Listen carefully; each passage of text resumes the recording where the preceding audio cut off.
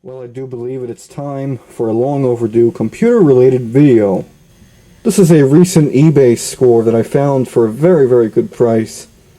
And unlike many computers that are sold secondhand on eBay, it did come with a power adapter, hard drive, RAM, and other necessities to make it work.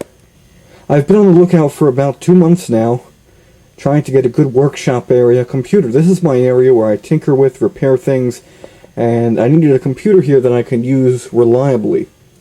I also needed one that wasn't a regular form factor desktop. I needed a small form factor PC that didn't take up too much room. And so this computer fit the bill. I found it for only $40. Very good price. That was after shipping. Before shipping it was something like $30. And it comes, like I said, with the hard drive, the RAM, and everything that you need to have a working, functional computer.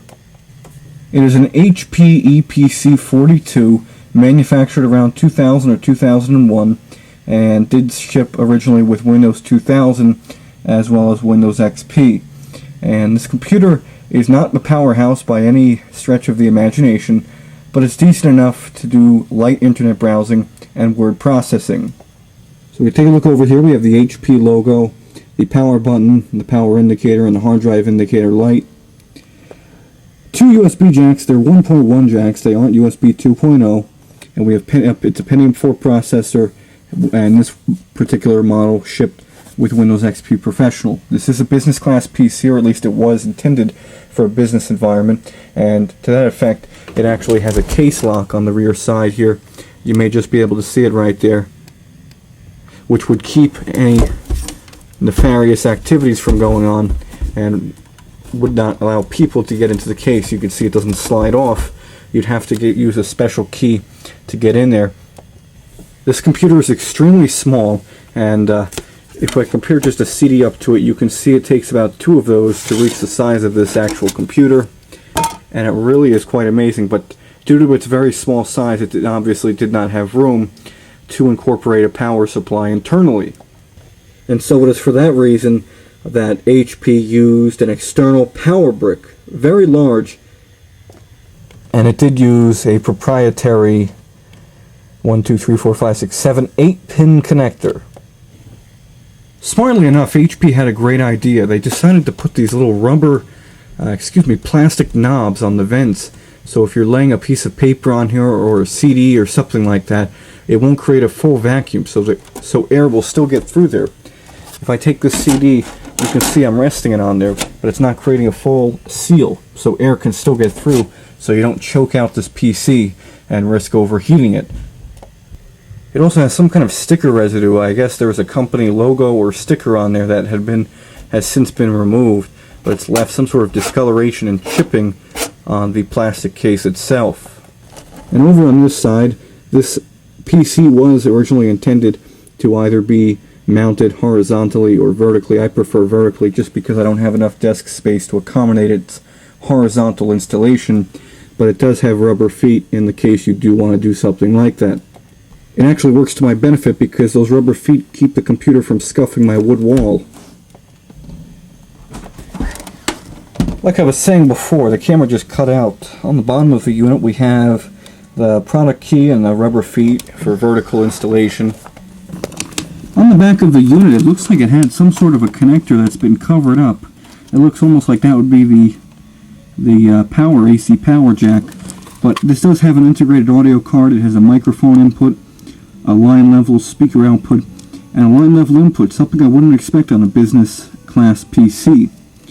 It does have a 10100 Ethernet card, PS2 keyboard and mouse, and there's only 2 more USB ports here. They're only 1.1 jacks, so really not very speedy. If I would want to do something very quickly, I'm guessing I'd have to use the serial port. This does have a serial port, a parallel printer port, and a standard VGA graphics card, Intel integrated graphics, and then there's that proprietary power cord connection. And how you go ahead and get into this PC, you actually need to unscrew this thumb screw. And I was fooled into thinking that's all you need to do when it's loose like this. You actually need to keep unscrewing it. You can see then it stops jiggling about. You keep unscrewing it that way. Keep unscrewing it that way. It comes out completely. Put that to the side. and make sure that this is unlocked, and we just slide it like so. It comes right off. Of course, 2 hands is preferred. So there we have a look inside the actual PC itself, and there is the inside of the door. It looks like it had some sort of a rails or some sort of thing that was mounted here. I'm not sure what that actually was used for. But then we have the exhaust vent and a warning for electrostatic buildup, and it is metal. And they did really manage to fit quite a bit of components into such a small form factor PC. This does use a 20 gigabyte IDE hard drive and 512 megabytes of RAM, which are mounted down here and very easily replaceable, which I am going to be replacing in the very, very near future.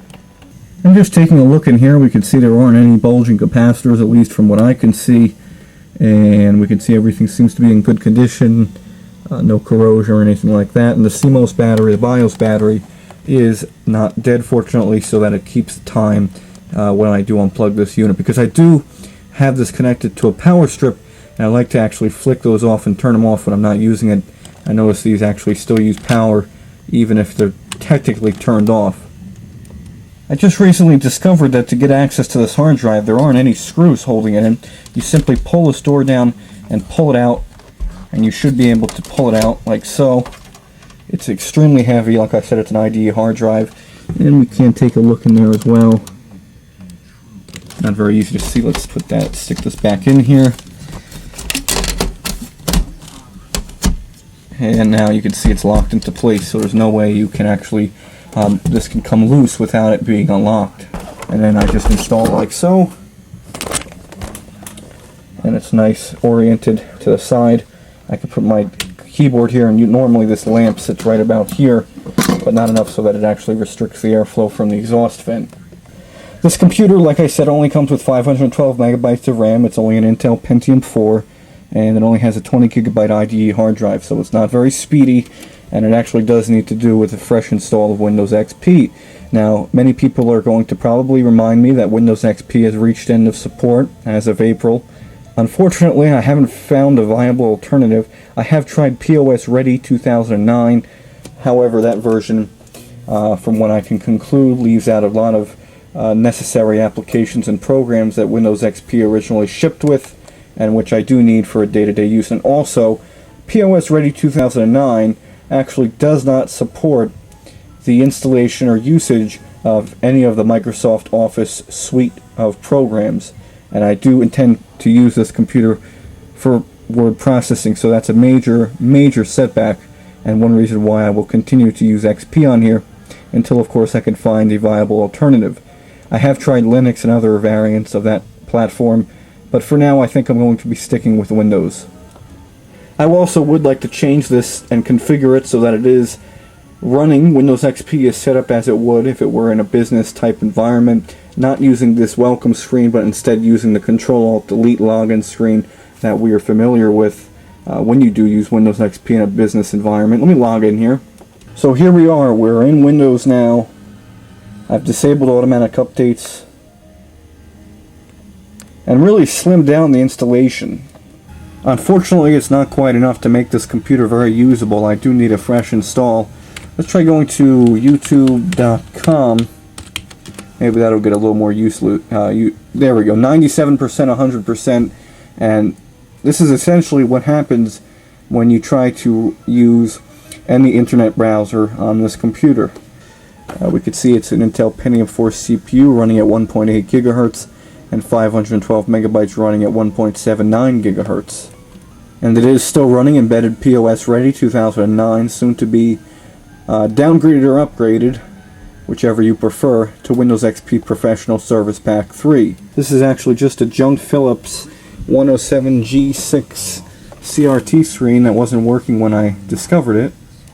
A standard Dell OEM PS2 keyboard missing its control key, and a PS2 Microsoft IntelliMouse. So essentially that's about it for this HP PC42. It will be getting a clean install, and actually that will be the subject of its own video very, very soon, so definitely keep your eyes open. Hope you enjoyed this computer-related video on this HP PC. Thank you for watching, and do leave a comment if you have one.